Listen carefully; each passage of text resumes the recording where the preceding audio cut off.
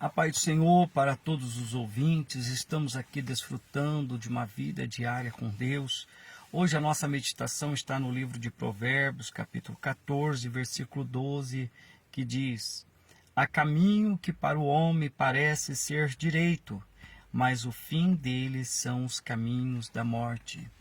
Meus queridos irmãos e ouvintes, aqui está a realidade do homem após a queda. O pecado trouxe um sério prejuízo para nós, ao ponto que corrompeu os nossos sentidos, e nós podemos ter facilmente o nosso sentido comprometido ao ponto de sermos enganados pela nossa consciência.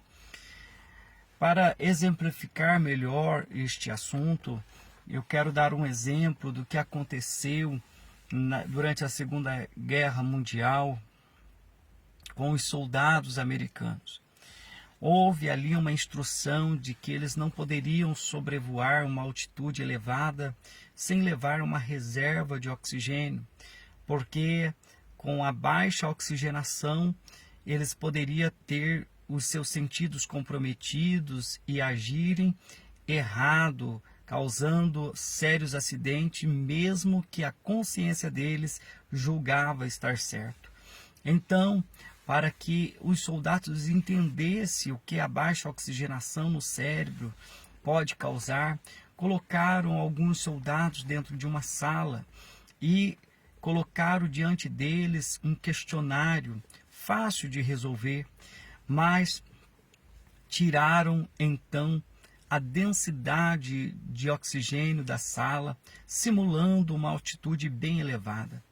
E então deram a ordem para eles responder o questionário.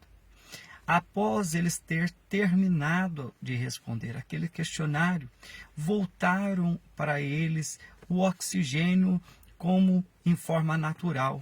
Então, quando eles tiveram a oxigenação normal e olharam para o questionário, eles ficaram surpreendidos por umas questões tão simples e fáceis, eles terem errado da maneira que erraram, sendo que quando eles estavam respondendo, na mentalidade deles, eles estavam fazendo certo.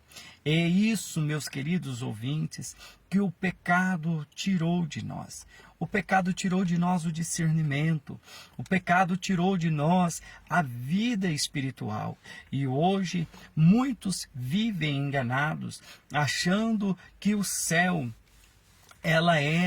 ele é ganho com boas obras, que o céu ele é ganhado com uma vida de piedade, uma vida de fraternidade. Acham que por ter uma boa conduta, eles já estão salvos.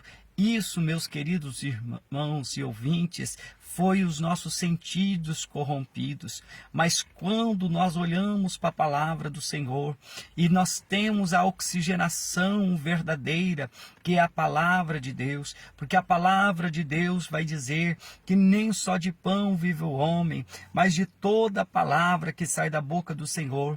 Então encontramos que as nossas boas obras, elas não são suficientes para nos salvar, por mais honesto, por mais caridoso, por mais bom que seja o indivíduo, as suas obras é insuficiente para salvar.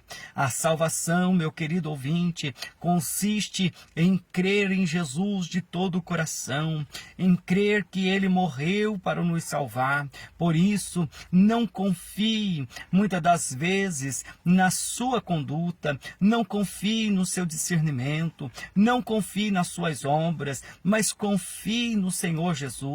Há muitas pessoas que vão ter uma surpresa desagradável ao final da vida, achando que uma caridade é suficiente para salvar da condenação do inferno, mas a Bíblia é clara em dizer que Deus amou o mundo de tal maneira que deu seu Filho para morrer, para que para morrer em nosso lugar, e Deus enviou o seu Filho para não condenar o mundo, mas para que o mundo fosse salvo por ele. O João 3,16 diz: quem crer nele será salvo, mas quem não crer já está condenado. Meu querido ouvinte, a salvação não depende das nossas obras, a salvação não depende das nossas atitudes, a salvação é uma graça, é um presente de Deus para nós, que nós precisamos crer que Jesus é o único Senhor e Salvador da humanidade. Pense nisso. Há caminhos que para o homem parece ser direito, mas o final dele é a morte. Que Deus te abençoe